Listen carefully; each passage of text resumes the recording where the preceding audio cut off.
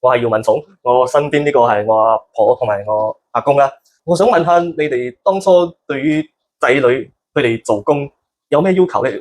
例如話你希望佢哋做啲咩工作？我哋冇要求啊，佢自己喜歡做咩就做啦。冇要求，我好開放嘅。好開放嘅。假如話佢哋當初係話我要做演員啦，你哋係覺得可以啦。得佢愛做咩就做啦，我哋冇要求冇反對嘅。不過聽講過有啲父母都係會驚有娛樂圈佢會有咩好負面嘅形象咩嘅，你哋唔會咁諗啦。唔係，我就諗到呢啲平常嘅工作，行行都有得做，有出狀元。我就因為工作太忙，我個工作超過8小時，冇時間管束佢哋，佢哋喜歡點就點。